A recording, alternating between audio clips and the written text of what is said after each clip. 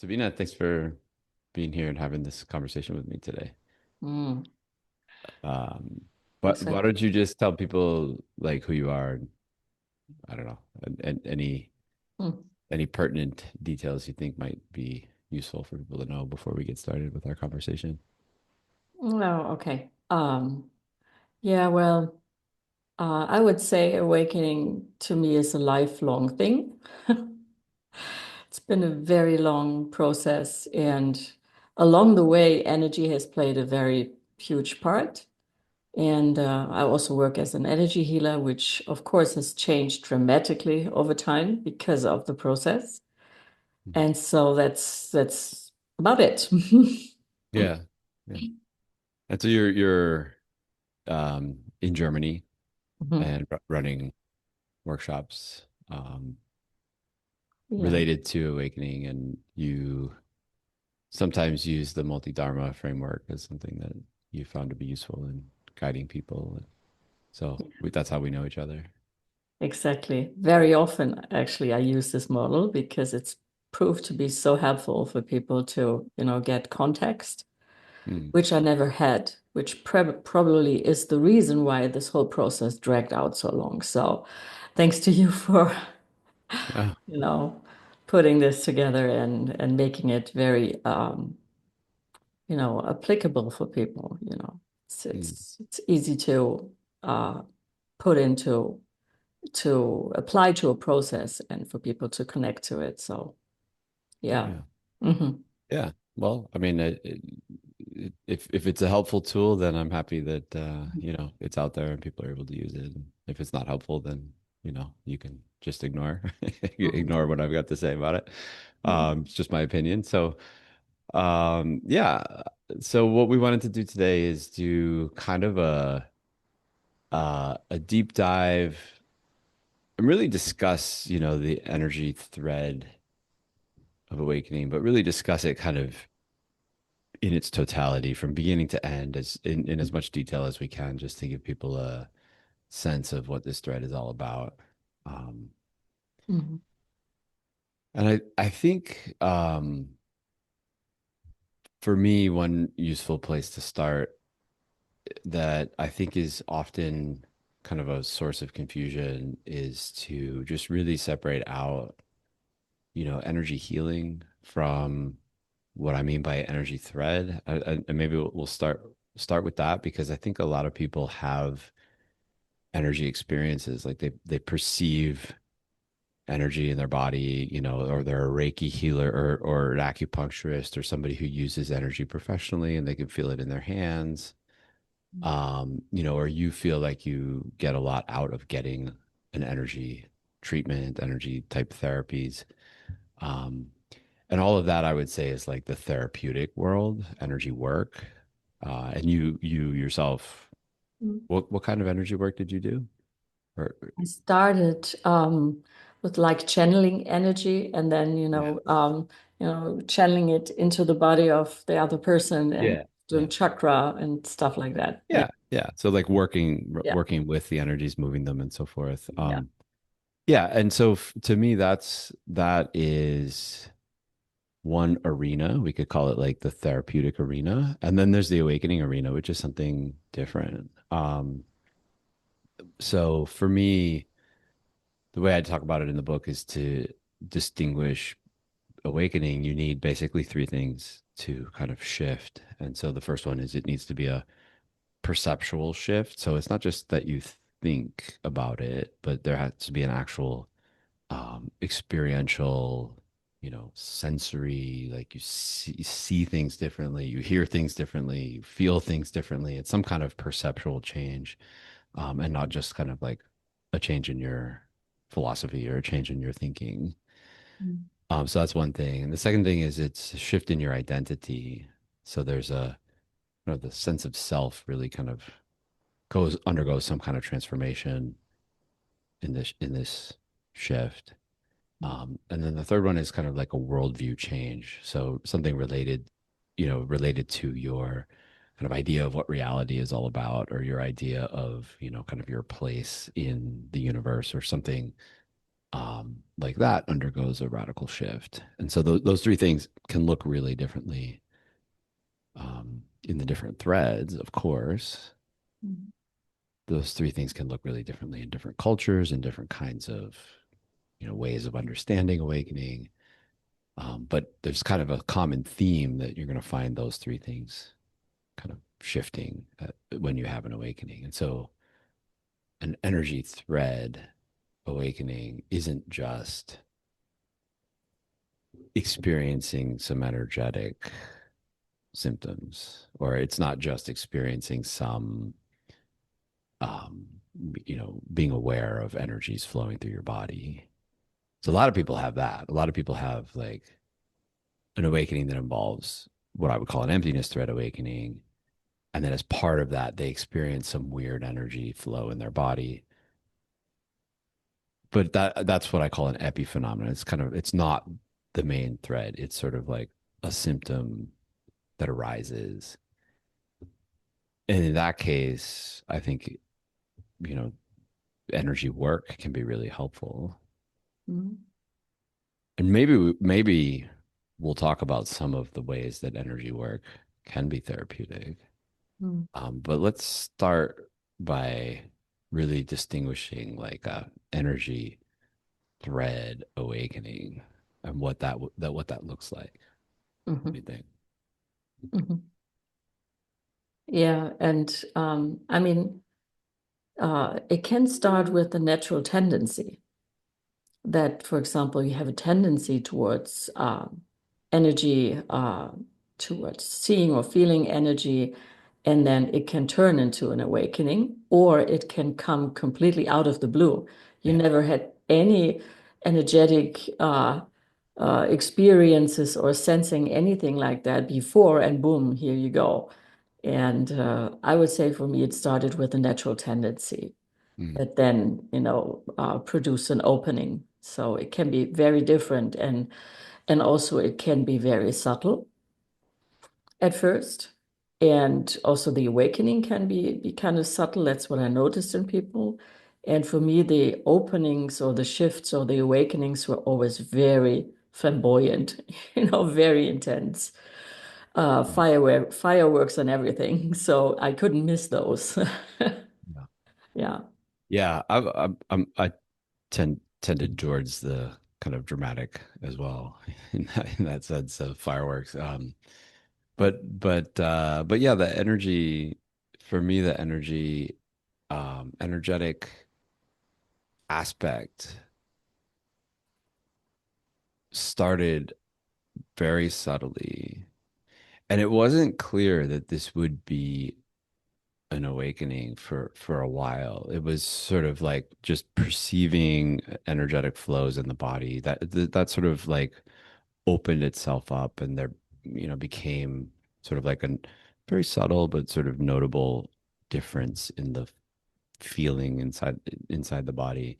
Um, and that, if that never actually developed any further, in retrospect, I would look back and say, oh, that was just an epiphenomenon. It was just something that, happened for a while.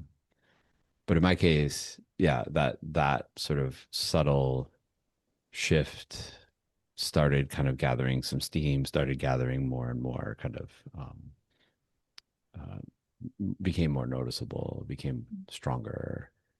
And then there was a sudden one day, like a boom, something, something shifted. And then at that point, in retrospect, I can say, oh, that wasn't epiphenomenal. That was actually the stirring of something that turned into that was the beginning of a thread. But I wouldn't have known it was the beginning of a thread when it first happened, because it was subtle for a while, and then it became obvious that it was an awakening Mhm. later. Mhm. Oh, yeah. So what have you? Did you have like just a big kaboom from the beginning, or was it? Now, I would say that sensing that the material world is not everything that's there, that there is more to it, that there is a energetic quality to it, started from very early childhood. Mm. I would sense, vibrations in people, or, that's a tendency. Or for example, I would pick up stones and would feel them pulsating in my hand, or um, when I did some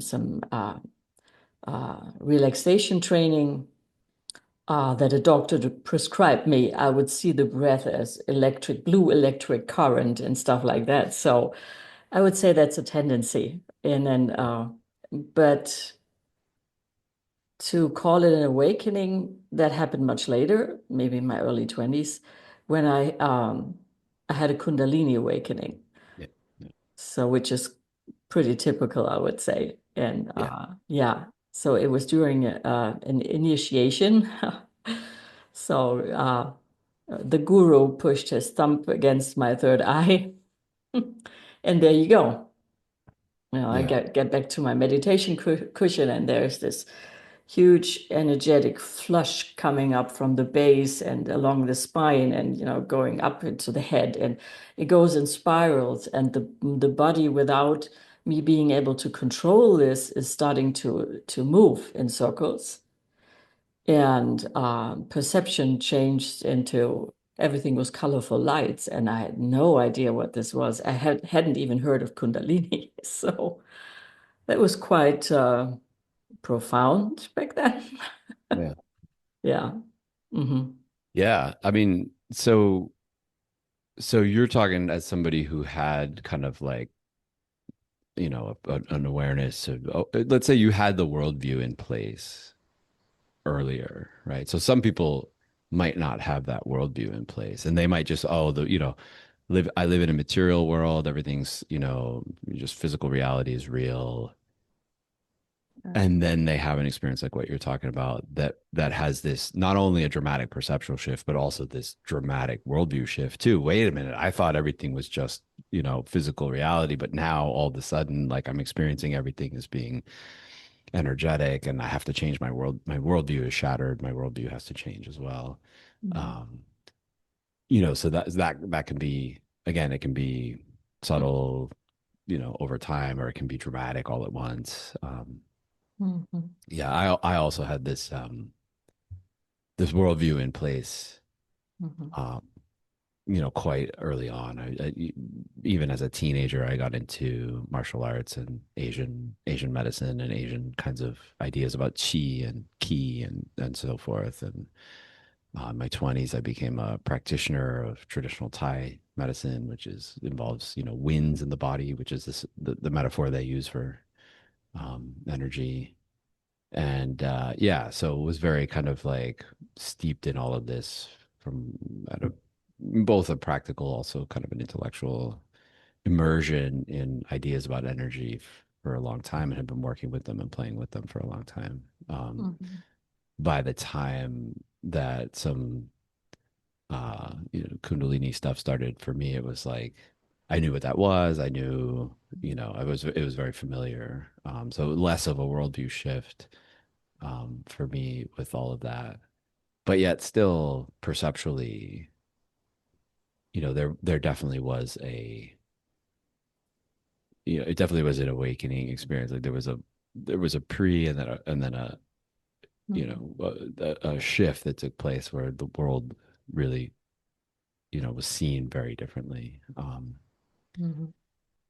So the in terms of the identity shift. So one thing about the threads is we don't, like we're already saying, we don't have to have all three of these shifts take place right at the same time Hmm. and then point to that moment and say, oh, this is an awakening because all three things happen at the same time. It's like both of us had, a worldview shift pretty early. Then we had this like perceptual shift that took place. Um, so in terms of like the identity shift, um, for me, that happened the first time I had like a, a noticeable, not just a subtle sort of like bubbling up of the energies, but like a what you would call like a classic sort of Kundalini experience, like the spine, the twisting, the for me it was like sparkly kind of like electric kind of sensations out the top of the head. Um, for me, that kind of very noticeable Kundalini experience did come along with a shift in identity. It came along with a sort of a perception of how, you know, what I was thinking of as me, or as like an entity, or like a self, or a witnessing kind of consciousness that was sort of like seeing the world, um,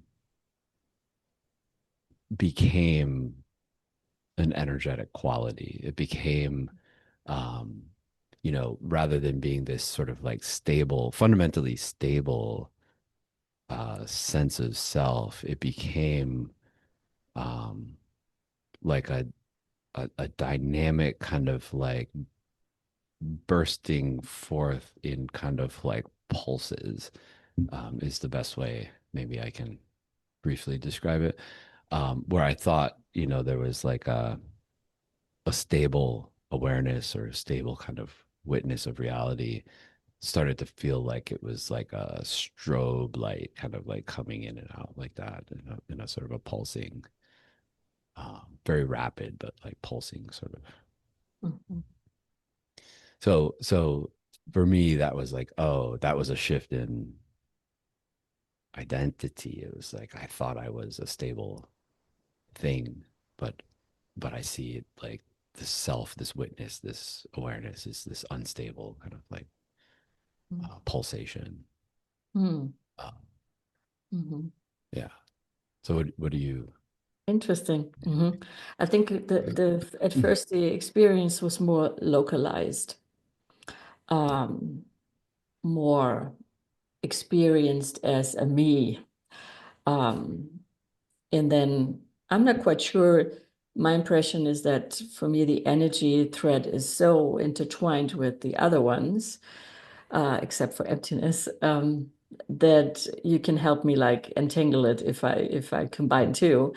But I would say that after this Kundalini awakening, what changed was that I would kind of like energetically change locations. For example, I would shapeshift into, a rock and become the rock, or I would uh, become a crystal with liquid light, or um, I would I would communicate with, other entities, and I could look through a cat's eyes and not with a human vision.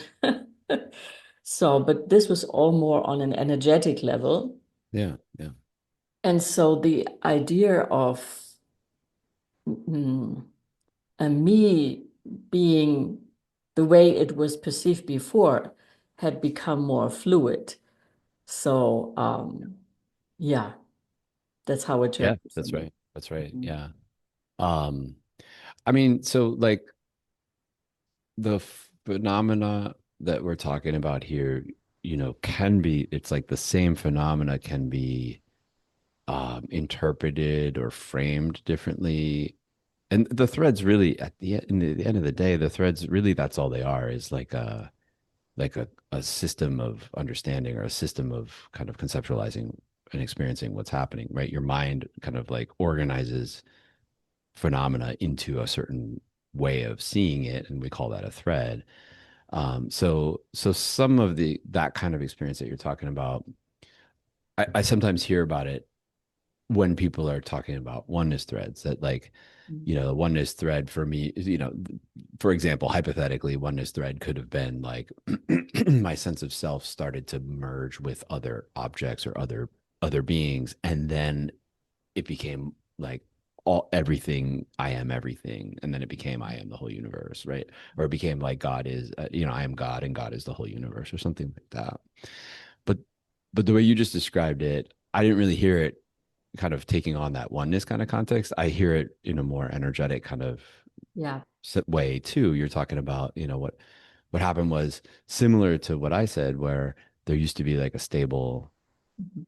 self that, after this Kundalini event, became like I said, became this kind of dynamic, pulsating sort of thing that wasn't stable.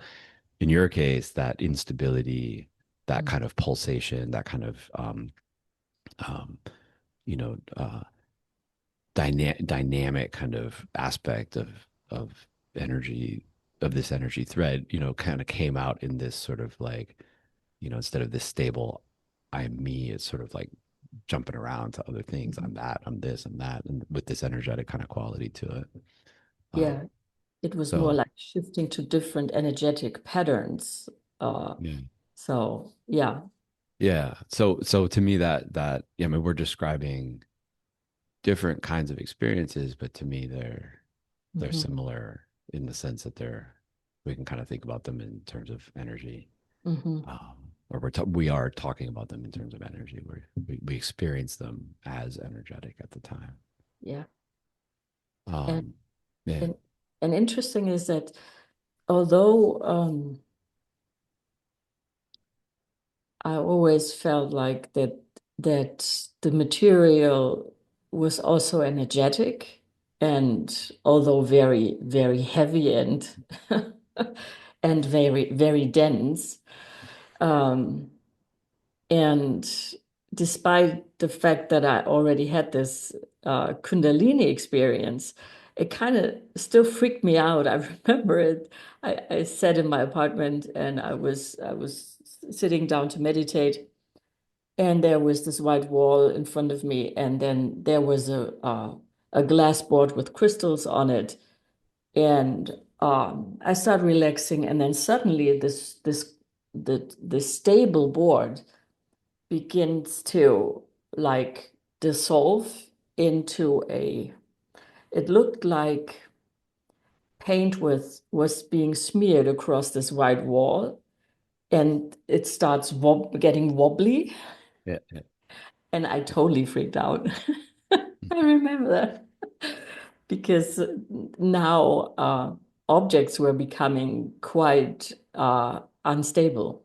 yeah. So That's right. Yeah, out of the blue, outside of meditation, because I was never a regular meditator. And so, but things like that still freak me out. yeah. Yeah. Yeah, so that's so great. Yeah, I wanted to get into a little more of like the range of kind of phenomena, that kind of start to transform or start to occur with the energy thread. So visual phenomena. So this is, back to the point I was making earlier. This is not just a change in your thinking. It's not just a change in your philosophy. There are extremely notable shifts in how you perceive things. It's like when I don't know, if you were to take a hallucinogenic drug or something, there's no question of whether you're experiencing hallucinations or not, right? There's no question of like, oh, well, maybe I'm seeing it like this, or maybe I'm perceiving it like that, or maybe I can feel the energies now or something like that. There's no question. It's like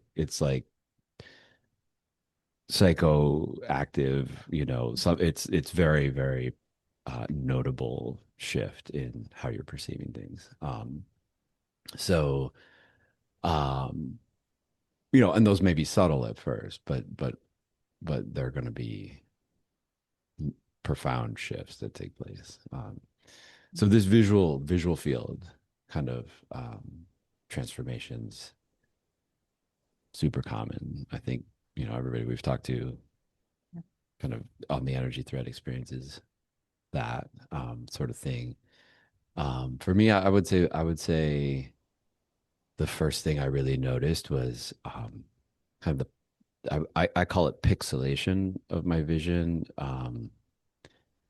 So it sounds like you're talking about like whole objects kind of smearing together, which I did experience a little bit later. But the first thing that happened was sort of like like on a digital image, if the resolution's too low and everything's kind of like pixelated and blotchy. Actually, the way I think a good kind of way to describe it was like the old TV snow where everything's kind of just like bzzz, like that. It was kind of like that. Like the my vision just started like pixelating like that. Uh, and then yeah, and then kind of objects that were solid are now kind of like vibrating, kind of scintillating, glowing, have some like kind of auras of light around them and starting to sort of like become unstable in the field. And then, yeah, and then kind of like swirling together, like you're talking about. Mhm. And those effects, um, for me, because I was doing a lot of like structured practices. I was doing meditation practices. I was doing yoga. We can talk more about practices too. But I was doing significant amount of practices, and these effects would be magnified. During the practice, this would become much more kind of notable. Um, but then, kind of outside of the practice, it would sort of it wouldn't be overwhelming, but there would be a little taste of it that was, or a little sort of like flavor of that way of seeing things that was still kind of linger after practice. What about you? Was it Mhm. like a total transformation of the way you saw things all the time, or was it sort of periodic, or how was it stable, or what was your I experience? would say that since I didn't do any practice, my work was my practice. Yeah, Um, Working as a healer with clairvoyant senses, it was very much under the radar almost daily, and it kind of lingered over to the times when I was not working, and I experienced the same thing later, that the vision started to blur. It was almost like energy fields or dimensions like overlapping. That was one experience that happened often. But also when I was, for example, looking in the garden at the greenery, that everything would turn into light points, yeah, not so much pixelating, but like a sea of light points that yeah, were yeah, vibrating. And yeah, and also even looking at a white wall, it would be visible. So yeah, the senses were no longer stable in a way, yeah, the forms and everything. So same here. Yeah. yeah, yeah, Yeah. yeah. So But for me, that was also very notable in the auditory sense. That like sounds, let's say like um, I live kind of near an airport, so there's like, sometimes a plane would go by and or like birds chirping or something, just kind of ambient sounds like that. That previously would have been like kind of like I guess solid doesn't really make sense, but like a specific tone. It would be like, the airplane sound would be a specific sound. Suddenly it became also pixelated, so it was like brrr, like all sort of like rapid fire kind of um fluctuations are coming in and out of existence really quickly, something like that, in the sense of sound as well. mm, Yeah. yeah, me too, but very late in the process. So Oh, I bring it up later because it was on the far end. But yeah. yeah, same here. Hmm. Well, and that's worth mentioning too, because as we're talking about these kinds of experiences and so forth, it's not like everybody's going to experience the same kind of sequence or anything. We're just kind of talking about them in whatever order we are talking about them, or what we experience them in whatever order we experience them in. But I don't think it's necessary that everybody kind of has that same sequence. You know. Hmm. So yeah, thanks for mentioning that. Yeah, and what I also noticed is that energy was very much part of all the other threads except, of course, emptiness. Because like oneness or love always was energy with Yeah. this feeling tone, or that on the psyche thread, the shadows or the trauma that would come up or the entities that would show up, they were always energetic. So Yeah. I cannot Yeah. separate that out. So it was Yeah. everything was energy. Yeah. Yeah. So for me, that also became true. Like I think you had a very blended sort of experience. I did too, especially, as things progressed, things became much more kind of integrated. And yeah, I always talk about the threads as being, we separate them out to talk about them individually so that other people can recognize, what we're talking about, but many people, most people experience some kind of like overlap between them. And I think everybody who gets to a certain point of integration process is going to see how the threads all sort of are different ways of talking about the same thing, or Mhm. different ways of experiencing the same thing. Um, yeah. So, yeah, for me, this was also the case that the energy thread was blended eventually with all the other threads. Um, Mhm. so we talk about vision and hearing, and another thing I think for me was very noticeable was a lot of bodily sensation, destabilization or desolidification. So earlier on in the process, I really felt like there was a body, and then there was like this Kundalini thing was happening, or the energy flows are happening like inside a bounded body, inside a boundary of a body. And I could perceive like body sensations on the outside of the body, and things happening inside the body. And sort of that whole inside outside body boundary kind of construct um, fizzled away. It just kind of like got zapped with this electricity kind of collapsed in a way, and just became sort of impossible. It really became impossible to find like where the body stops.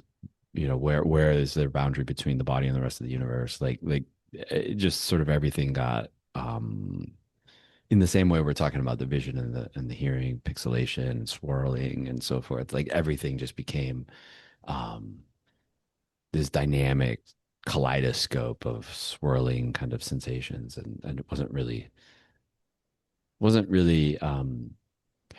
So for me, that happened in a little bit of a choppy way, where it wasn't like the whole thing just collapsed and dissolved all at the same time. It was like some parts and would like collapse and then reform, and then other parts would collapse and reform. And it was kind of weird for a while. I Uh, can imagine. well, I mean, yeah, it was kind of weird. Like it would be, oh, today I feel, you know, 20 feet tall, and then the next day I felt like 4 feet tall, and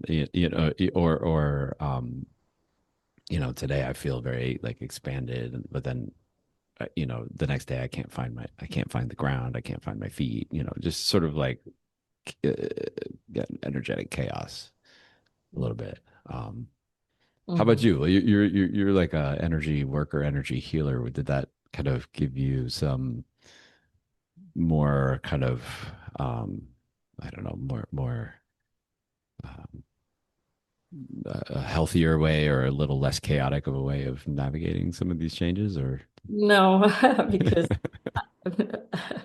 I had no control or say in any of this. So of course I had like this feeling of energy fields, and but there was a distinct feeling of having borders, an inside or an outside, although that could be fluid when tuning into energy fields or whatever. And I would say I took a detour, or I came to the same place that you were talking about through hopping onto other threads first. I Mhm. had I had a very major shift that I would say was a mixture of different threads, oneness and maybe a little bit of emptiness sprinkled in, I'm not quite sure, and also energetic, which took away the idea of the borders or the boundary of the body, an inside or an outside or above or below. And it took away my work because I could no longer work like channeling from below through the body, through the hands to someone because there was no inside, outside, whatever. But I would say it had more like a field-like quality. It turned out to look like a transparent field, um, which had a grid-like structure, and now energy perception changed. Before it was like energy fields and colors and streams of energy, and now it was more like coded light or information that was, being transported or was flowing in this grid-like structure, which was transparent. So it was a mixture. And the energy got a distinct feeling of like electricity. Mhm. Before it was more vibrational or smoother, more consistent and stream-like. And now it was more uh, electric. Yeah, yeah. And I had to reinvent my work. Yeah, Yeah, yeah.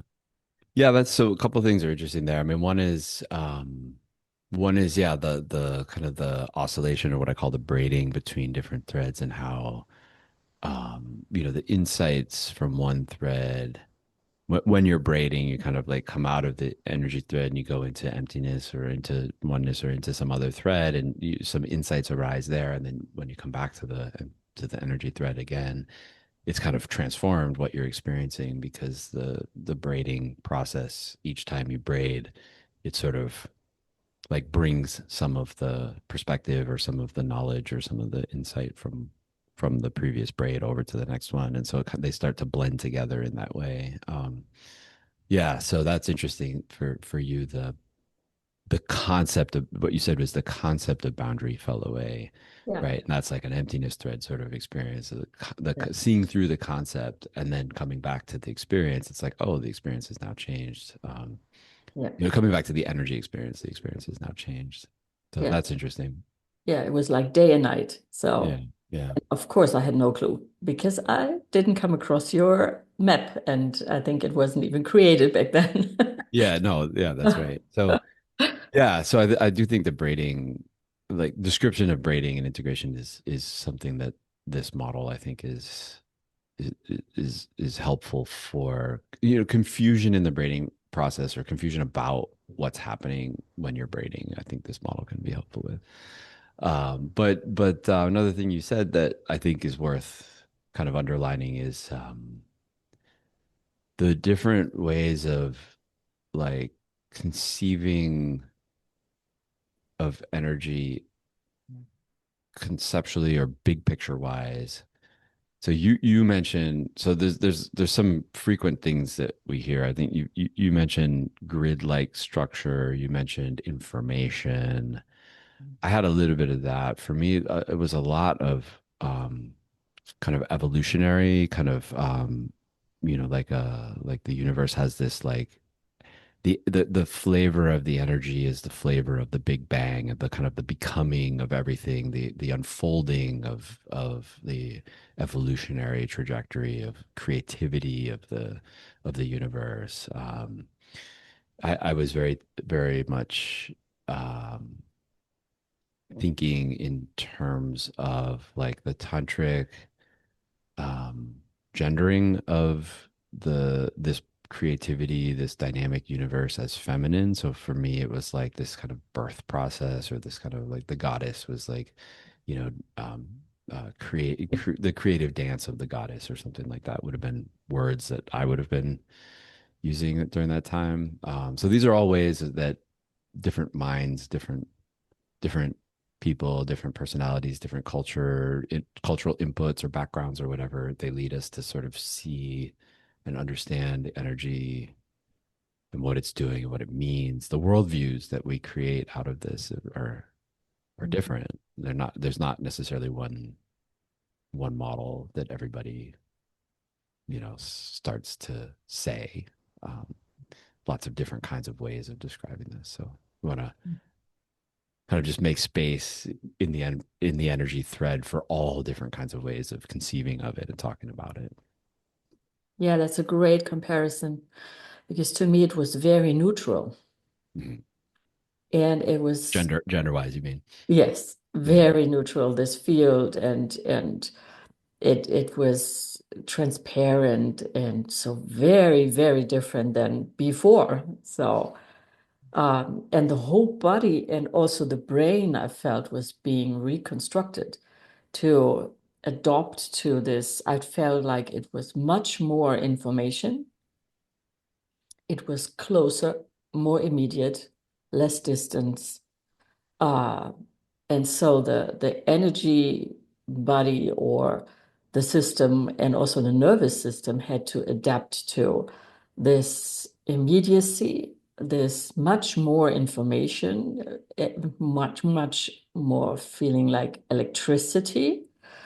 And I felt like the energy lines or meridians or whatever you want to call it, they were being rewired to be able to adopt to this change, and it hurt quite a bit Mm. actually. And I had migraines for a couple of weeks in and then perception changes again. So yeah, the shifts always took quite a while to integrate energy wise. Yeah. So, yeah.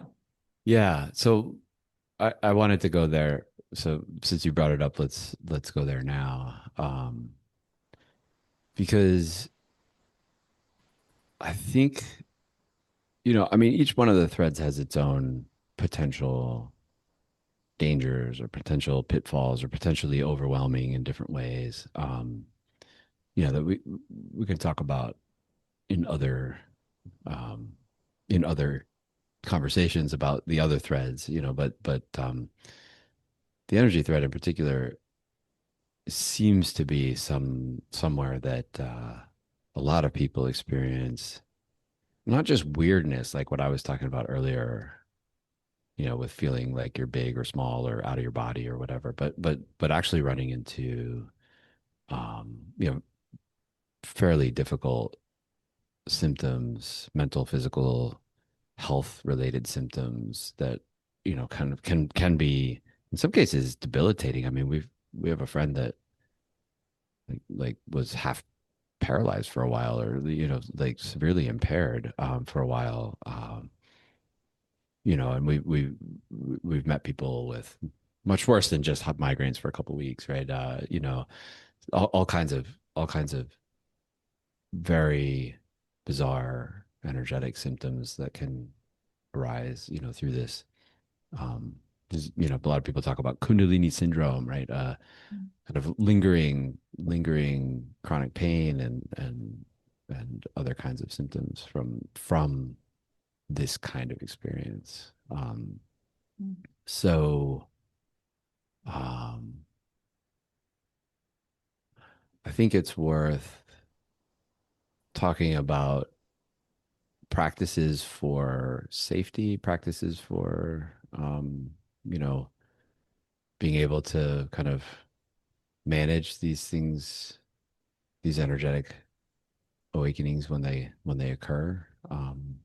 Mhm. So you're an energy worker, energy healer. You just were talking about how you were kind of not able to practice any longer or had to relearn your practice. And I know that you have done so a couple of times, but anyway, you continue to find a way to, do energy work. And so, I think you have a lot of wisdom to share in that area. Um, I guess for me, I would say, you and I, it sounds like we both kind of flirted with energetic practices, but we didn't maybe necessarily, that wasn't really like we weren't aiming to have a Kundalini awakening. We weren't doing practices with the intention of producing Kundalini. You didn't get your Shaktipat, with the intention of having a Kundalini kind of experience. Some people are engaged in practices where they're really, intentionally going for this.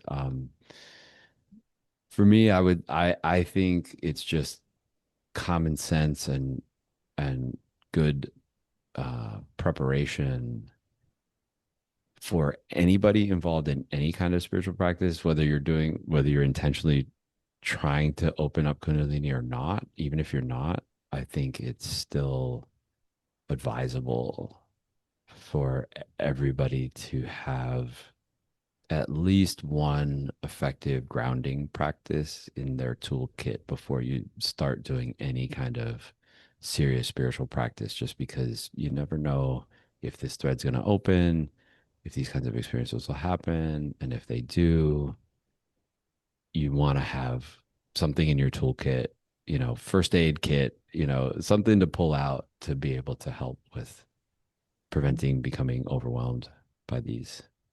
Um, So I don't know. What do you think about what I just said? Is that something you advise people to have a grounding practice on hand? Yeah, especially in looking back because I had no one telling me that. So, but luckily, um, I was never left with being unable to go about daily life. So, Mm. luckily. But I would say anything that helps like regulate the nervous system is very, very helpful. And Do you think you didn't have difficulties because you were so tapped into energetic work beforehand and you had sort of facility and familiarity with how things worked and you were able to sort of manage it in your own case, or was it just luck? I would say I'm surprised now to see that my nervous system was amazingly stable.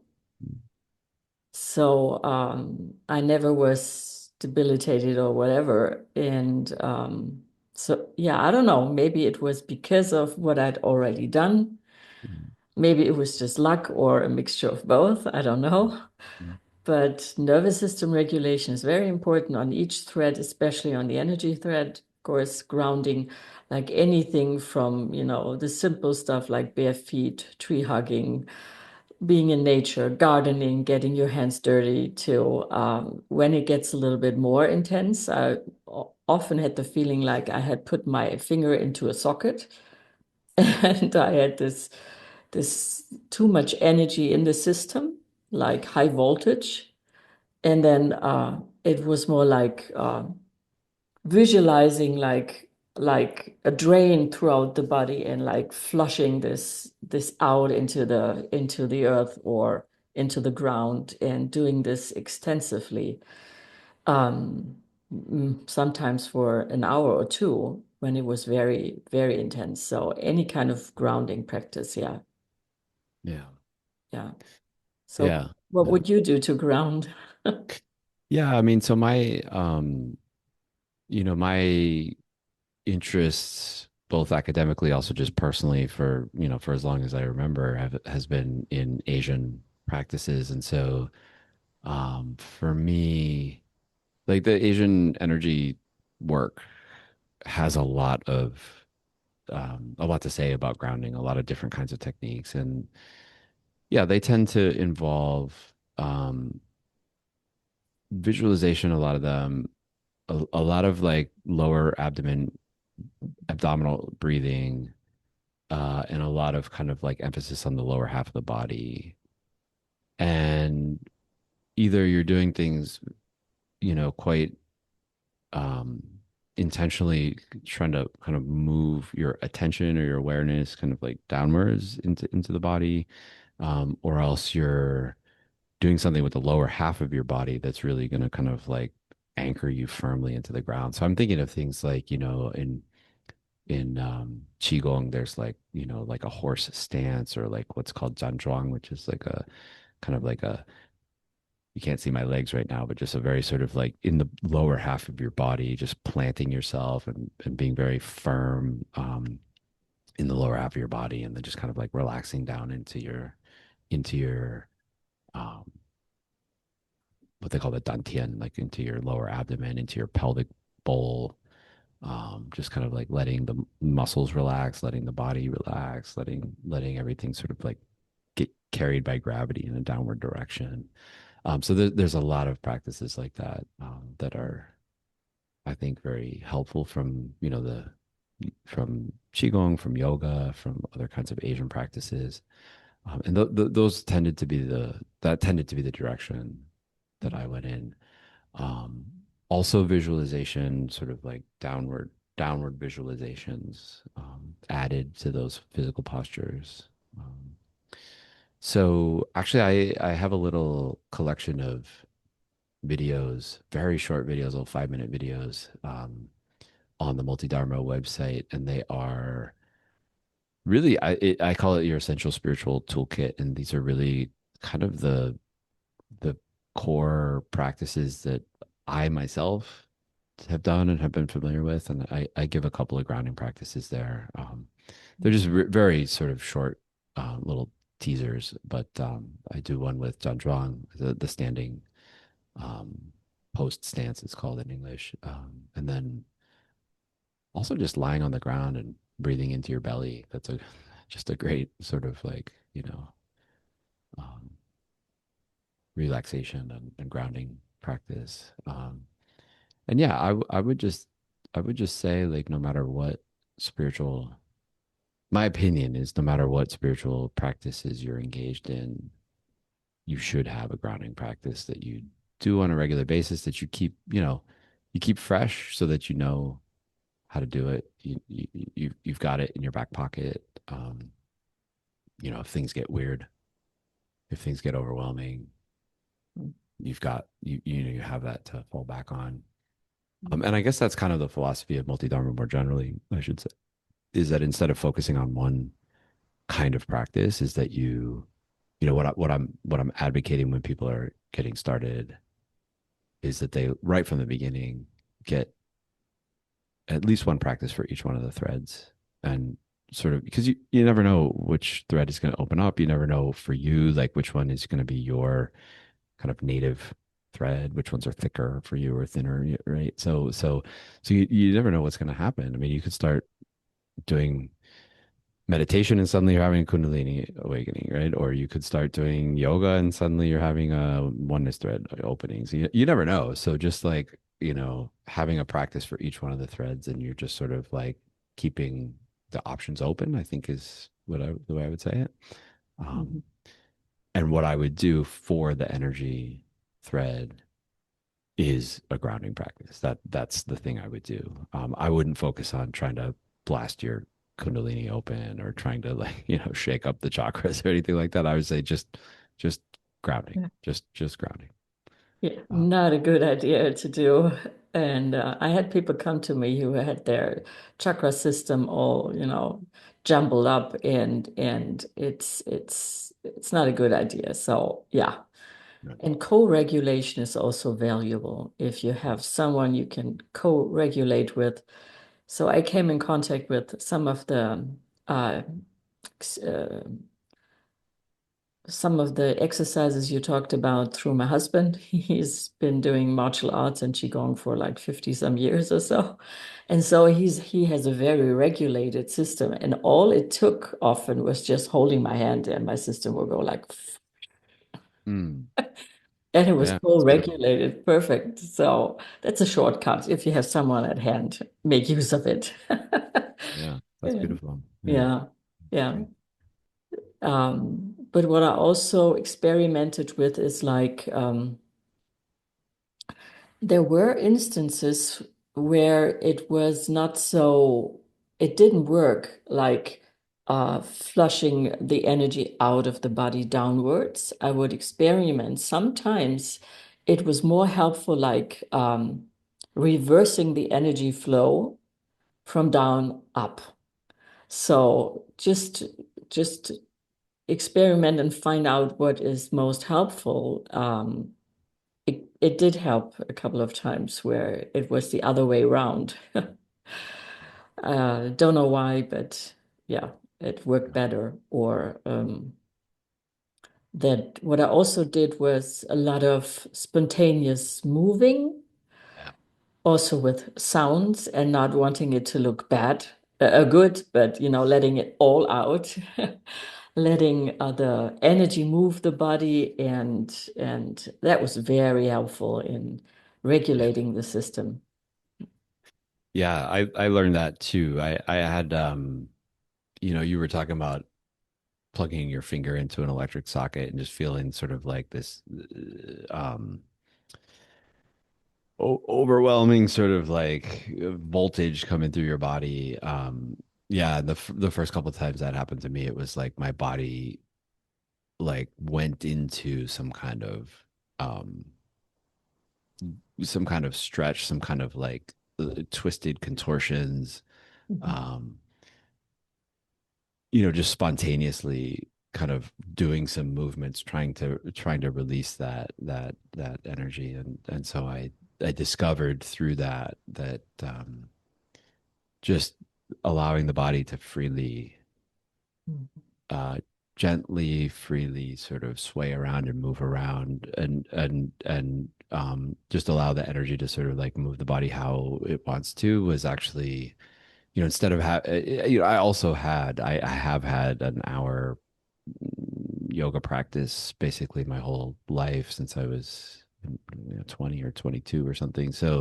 Um, I continued to do structured asana practices and so forth, throughout this period, but also had a period of time where I was just allowing the body to kind of gyrate and flail around and just move however it needed to, and to vocalize whatever it needed to, and just let these energies pass through in an unstructured way.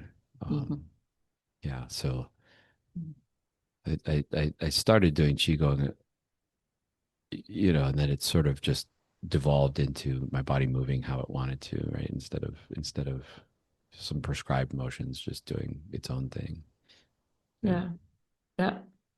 Yeah, and also letting, for example, when of course there was times when there was more energy in the system or more dysregulated sensations, and the body would just tremble on its own and twist.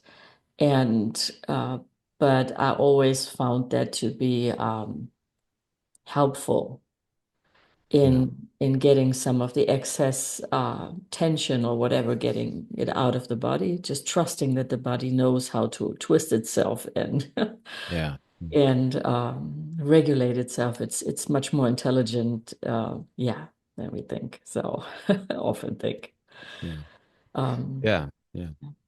and Yeah. sometimes what also helped with me and also with clients who are going through stuff like that is like um, synchronizing the hemispheres of the brain. That kind of How do you had mean? like an interesting effect also, like in soothing or balancing like the energy flow through the different channels when they were like cramped on one side and not on the other end. So yeah. Yeah. So how do you synchronize? What kind of practice do you mean? Ah, yeah. How can I explain that? Since time and space were no longer existent, my hand, where my hand was, the body of or the energy field of the other person was, even if they were like 500 miles away. So I would basically I would may sound funny, go into their brain with my hand and do a figure eight, a lying figure eight, the infinitive symbol. And people can do that too. They can visualize their brain and Hmm. like, do this. And it interestingly enough, it synchronizes the hemispheres. Okay. Yeah. Yeah. Yeah. So more like a visualization. Yes, so Yeah. Oh, I imagine some of the, qigong like practices, you're doing stuff bilaterally. You're doing, I imagine I imagine there might be ways of sort of embodying that physically as well as Yeah. visualization. Yeah. Yeah. Yeah. And so I never like to prescribe practices because it's kind of like whatever works for you is going to be the best. And people, I think, need to explore. My opinion is people need to explore and discover for themselves. You Yeah. know, you try 100 things and find the one that works for you, and it's not going to be the one that worked for me or for Sabina or for anybody else. And you might have to just kind of like intuitively invent your own thing that works for you, which sounds like maybe this was, but just kind of. Um, yeah, just working with traditional practices, working with the advice that's out there, I think is a great place to start. For me, like, if we've got traditions that are, a couple thousand years old or centuries old at least that are prescribing certain kinds of practices, it's worth the time to try Mhm. them out, I think, but not be locked into thinking that there's, because this one tradition said this is the one best practice, that doesn't necessarily mean it's going to be the best for you. So, Yeah. Yeah. um, That's yeah, that's what I love about the multi-dharma. It's for those who are on the do-it-yourself path, that like to try out and find out and are curious and open to see what works for them and how this process naturally unfolds for them and not yeah, how yeah, traditions say that it should. yeah, So, yeah, yeah. yeah, that's right. And Which may not be for everybody, but for those of us who have yeah, that yeah. DIY kind of impulse, then hmm Yeah. that's so. Let's talk about like we talked about getting sort of like the safety mechanism in place. We talked about kind of some basic practices. hmm But like once the thread's open, once let's say you've got a effective grounding practice, the thread's open, it's starting to draw you in, it's starting to become very fascinating. Um, I feel like with energy thread practices, you're never really kind of like forcing things. You're never pushing things. The idea isn't to take the energy and like shove it, in some direction or another. That's very kind of it's very much a kind of a surrendering, a kind of a letting go of an allowing the energy to sort of flow in different places and allowing this thread to draw you more deeply. So, I know there are practices, you know, in all kinds of traditions to blast open your channels and, really kind of like push the energy here or there. I don't think that's safe. I wouldn't necessarily advocate that. But in terms of practices that, that I think are helpful, um, sort of just relaxing, you're doing your grounding practice to relax into the experience of energy, whether you're experiencing it as a field or an electricity or, a goddess creative pulsations of the goddess or whatever, you're just kind of like sinking into the experience, experientially allowing the energy to kind of be more prominent, to be more uh, present in your awareness, to do its thing. I think is one direction I would say people can go in if they want to kind of invite this thread to deepen. Um, what do you tell people to do, or Yeah. or invite people to experiment with? Yeah. Don't mess around with energy. Don't try to force it anywhere. This will most probably backfire. Going with the flow, Mm. which is it's very fitting to the energy thread. Just going with the flow, see where it takes you, and letting it evolve naturally. That's what I did, and Mm. uh, mm, just getting a feel for what your system needs, Hmm. to remain stable and the nervous system to go along well. And I would say it will take its course and it will deepen. And for me, the braiding was always like energy was a part of it, maybe because it also was part of the side effects, but the threads helped each other braid. Hmm. So whenever there was, some structure fell away or some merging happened on another thread, uh, the energy would uh, the energy thread would deepen, or the energy thread would bring up stuff for the psyche thread, for example. Yeah. So that's, but you can't say it will go this or that way. That's very highly individual. So yeah. Yeah. Yeah. Yeah. Yeah. So one thing that was bringing to mind is, you were talking earlier about for you the energy was often kind of, I forget exactly how you said it, but it's often sort of synonymous with love, or synonymous with kind of like more of a oneness thread kind of sensation, of unity.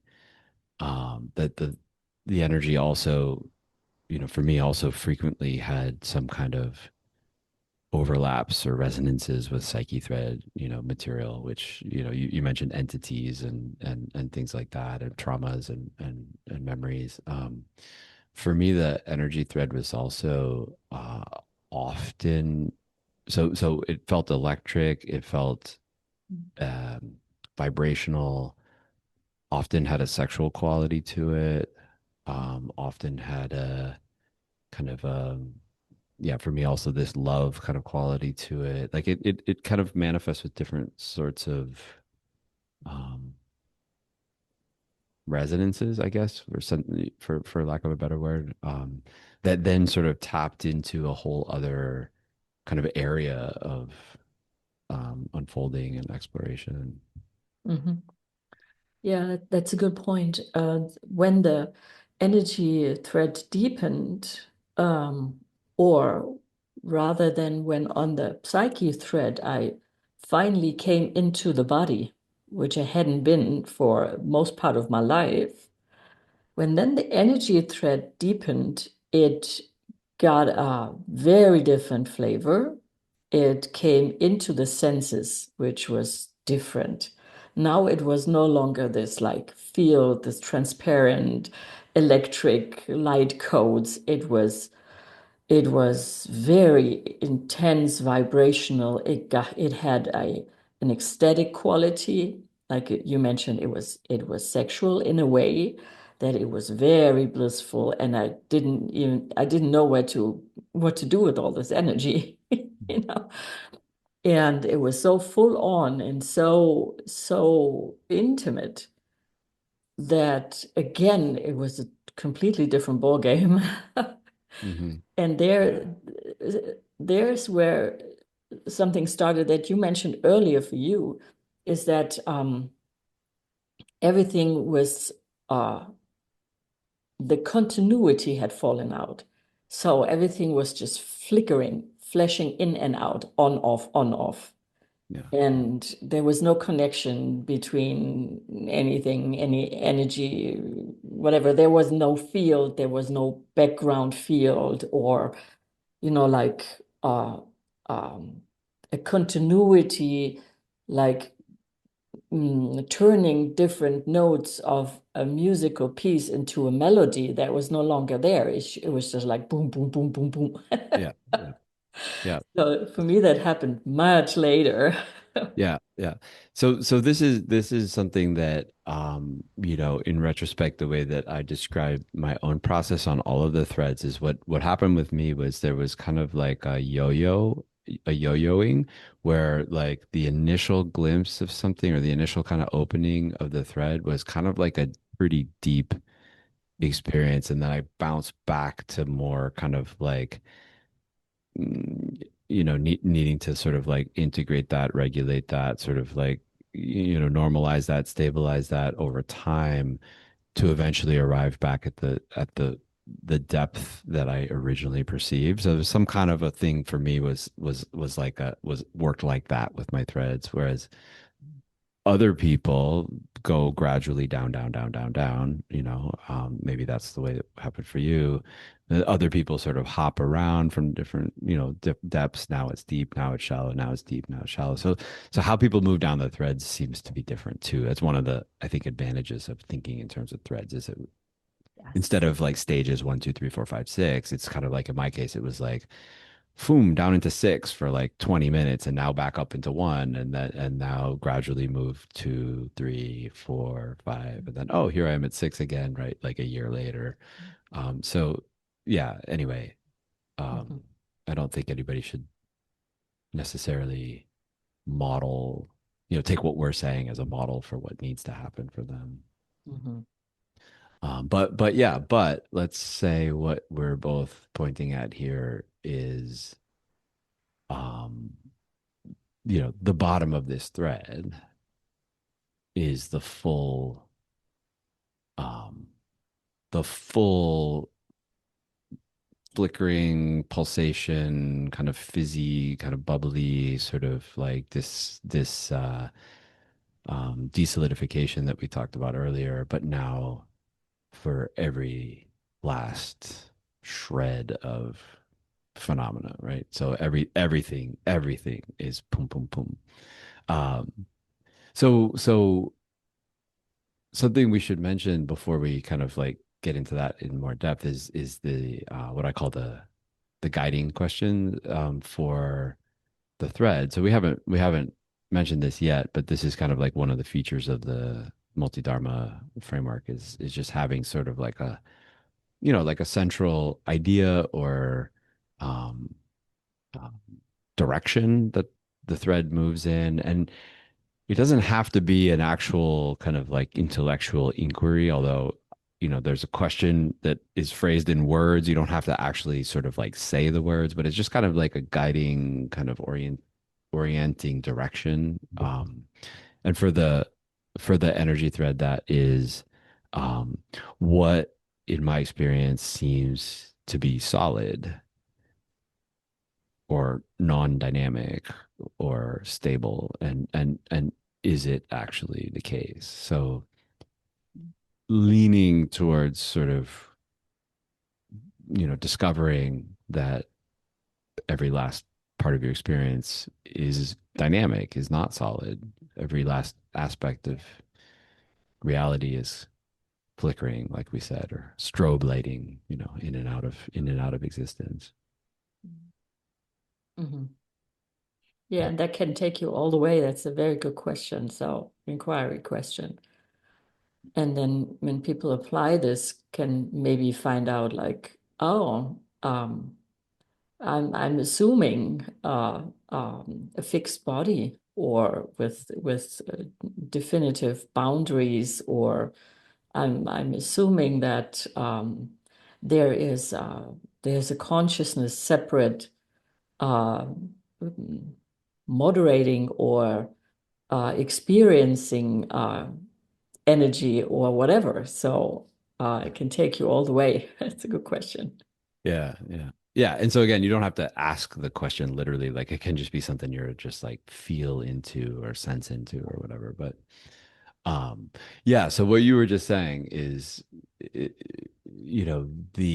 I think the bottom of this thread comes when you or you're getting to the bottom of the thread anyway. It comes when you recognize that y- you your your experience of this energy thread isn't it's not it feels like there's this kind of flickering energetic, whether it's a field or a grid or however you're seeing it, it feels like there's this there's this field of energy that's like flickery, flicker out in and out of existence, but somehow there's some kind of a stable witness or awareness that's watching that sees the flickering in and out. Um, there's some kind of stable ground to your experience, that can say, oh, I am watching, or I see that reality is flickering in and out of existence, right? There appears to be some kind of stable ground there. And I would say that you're getting, the towards the bottom of this energy thread, you're going to see that ground itself is unstable, that there is no stable ground, that what you thought was the stable awareness or consciousness or presence or experiencing or whatever, however you're articulating that stable ground, that ground itself is also dynamically kind of pulsating and non stable. Hmm.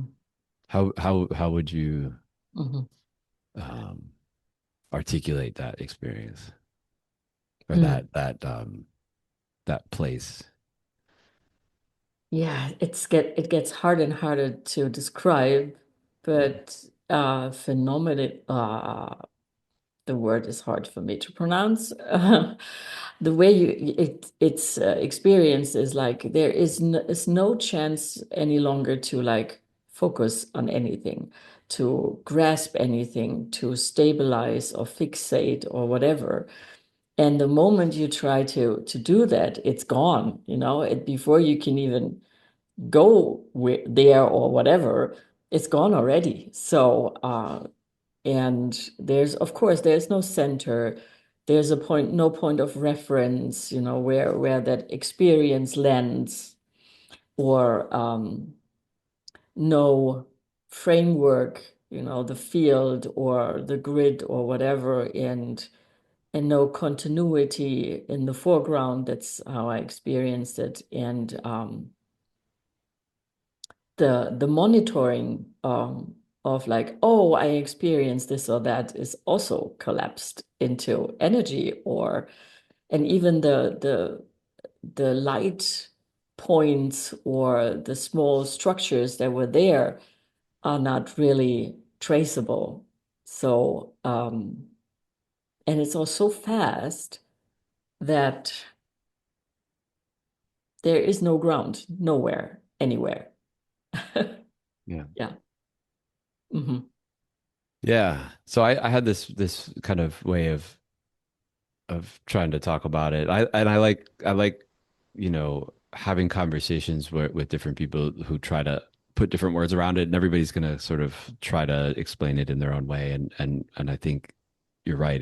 We're like beyond the capacity to be able to kind of like clearly describe this. So all we can do is sort of point, and different pointers maybe are it's helpful to have a lot of different ways of trying to articulate this, so that people can hear different pointers, a variety of pointers.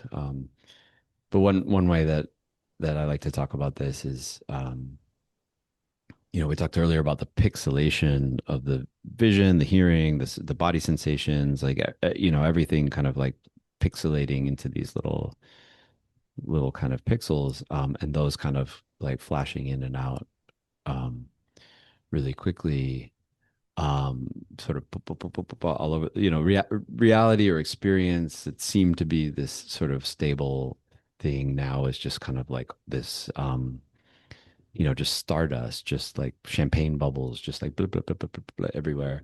Um,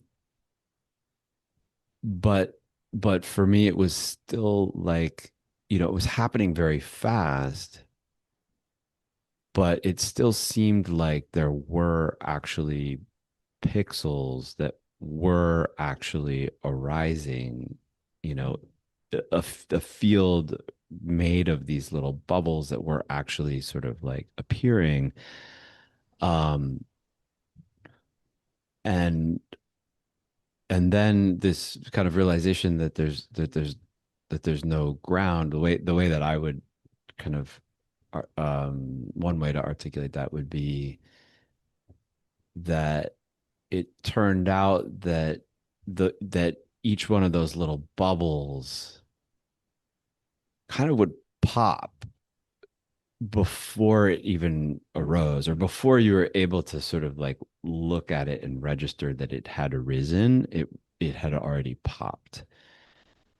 And then the thing that's turning to look for the bubble itself only is a bubble that also pops before it arises.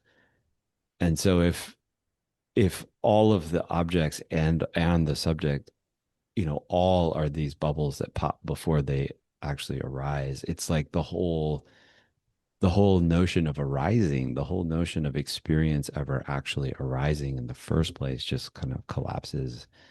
And you're left with this sort of just everything is just a potential for arising, but not ultimately, you can't ultimately say whether or not it ever arose in the first place. Um, Yeah. I don't know how that lands for you, but that's a Yeah. Mhm. Beautifully said. Yeah, yeah, perfect. And so there is no energy thread that can be found. I cannot say if there's energy or no energy. that's right. Yeah. So this is the collapse or the release of the energy thread, right? So at that point, yeah, at that point, what is there to say about energy, right? When no energy can be found or be said to have arisen in the first place. Mhm. Um, and so all of these threads, as ways of speaking, as ways of thinking, as ways of experiencing, as ways of modeling, they're all super helpful, I think. And whole traditions have evolved around these threads. Um, super, super helpful in terms of like pointing us in the right direction, getting us the right practices, having us forward, down, move forward, move deeper down the thread. But all the threads eventually you come to the point at the bottom where it's like the thread itself no longer makes sense. The thread itself, all of the ideas and metaphors and concepts and ways of thinking, ways of seeing just sort of like fall out from under you, and there's nothing left to be said about that thread anymore. Yeah, which was again the point where I had to reinvent my work. Yeah. And interestingly enough, that it is that although I can't say that there's energy or no energy when someone comes with a particular, issue or whatever, and energy is being experienced from the person, something here resonates.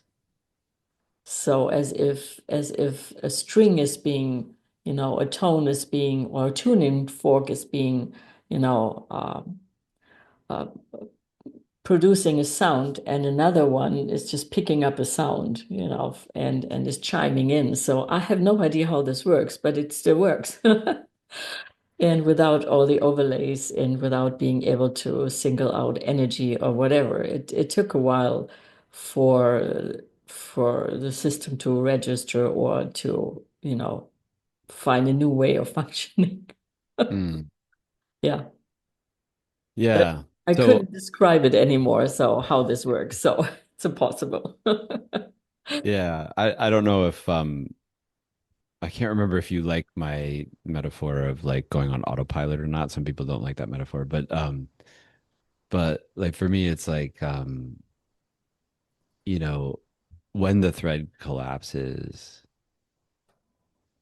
the caring about energy, the kind of the monitoring of the energetics, the even the ability to find, something called energy, like we said, like all of that sort of collapses out from under you. But but you also can just let go of the need to think about any of it, or the need to consider any of it, or to hold any of it in any way, you could just let go of that and sort of just kind of automatically, spontaneously, just authentically, you know, things happen that maybe previously you would have described as energetic, but now it's, you can still use that word even though the whole sort of paradigm has fallen apart. But you can, there isn't any loss of functionality. There isn't any loss of the ability to do the thing. It's just you no longer need to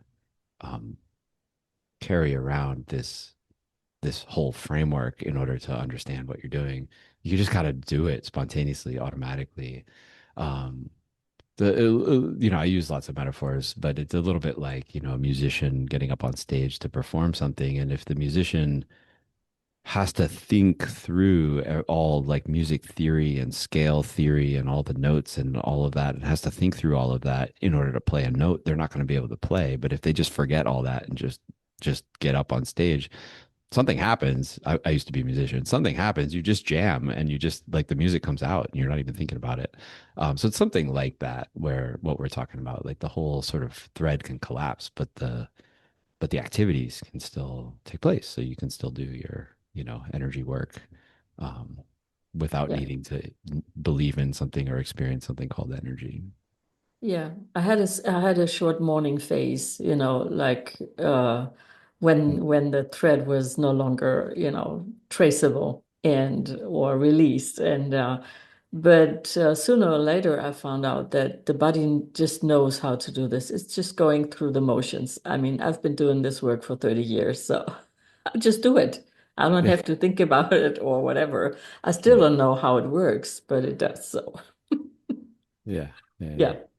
Yeah. So I'm not an energy worker, so I don't have um the formal kind of structure that you're talking about doing. But I would say, for me, the kind of the active engagement with um trying to visualize and move energy and um all of the sort of metaphorical and experiential dynamics and meaningfulness of energy and so forth, for me kind of just fell out. It fell out from under me. But still, I still do yoga every day for an hour. I kind of might think of it more in terms of just keeping my body flexible, keeping my muscles stretched. I mean, think about it a little more, sort of a little less. Um, and I don't need the whole energy framework to kind of explain what I'm doing. But yet, the ways that I would have seen energetics having an impact on my life in terms of like, just energy levels throughout the day, in terms of like sleep quality, in terms of just other facets of ordinary life. For me, that, it's still, possible to use practices in order to kind of tweak those things, even without having this whole energy paradigm or this whole kind of thread operational. So I can, just in my own kind of daily life, in my own little personal way, I'm seeing the same thing that you are. It's just kind of, you don't have to have the framework, you don't have to have the paradigm, you don't need the all of the experiential kind of um, dynamics and bells and whistles, and drama and adventure, behind this. You can just sort of do the thing and get the results without needing the whole thing. Yeah. And without all the overlays, I find that it's even more effective or more, it's easier. And yeah, so there is no loss in functionality, like you said. And I would also say it's a gain in, that it's just easier without the mental activity attached to it. Yeah, yeah, yeah. And in my case, um, I feel like the release of threads is kind of like, I mean, the release of all of the threads. is kind of like an energy optimization that's been taking place. Like it might be before awakening that like I don't know, 60% of my energy, let's say throughout the day, 60% of my attention and energy went to like, on a minute moment by moment basis, kind of like managing the self, the narrative self, and keeping the narrative self happy and protected and so forth. And then after awakening, it was actually like even more energy, maybe like 80% of my energy went to like the awakening process itself, just paying attention to all of the experience and all of the shifts and all of the dynamics and all of that, right? And then with the release of the threads, it's like this enormous amount of energy that had been going to these activities suddenly is no longer needed for either like management of the narrative self or for management of the monitoring of the awakening process. And suddenly it's like, yeah, you've got just, I mean, in my case, I just have like mountains of energy to that's just extra that I no longer need to put into those activities. And it's like it just goes into um, being much more productive and effective in the things that I do throughout the day. Just things feel like they just run cleaner. There isn't this friction in the system or, energy drain that's happening because of all these other functions that need to take place in the background, but there's just sort of like the primary thing that's happening at the moment, and that's it. I don't know. How do you Yeah. feel about this? Exactly. Same here. It's an energy saving mode. And and at first I didn't know where to go with all that energy, because it's no longer wasted, in this process or whatever, or drained. And same here, like Yeah. the productivity uh, and I would say like I've never done that many things and had so many balls up in the air like I do since releasing the threads. It's amazing. So yeah, I totally I'm just the same here. Yeah. Yeah. Hmm. Yeah. Yeah. It's like your laptop's running slow, and then you realize there's this like memory hogging app that's been running in the background the whole time, and you're just like, oh, I delete that, and suddenly it's suddenly my laptop's actually really fast. So yeah. Yeah. Yeah. Um, Yeah. yeah. Well, this was fun. So I think I mean, this was a nice kind of like tour of the thread and discussion about a lot of different aspects. What are you thinking we might have missed or glossed over too quickly, or is there anything we might want to go back and say that we didn't?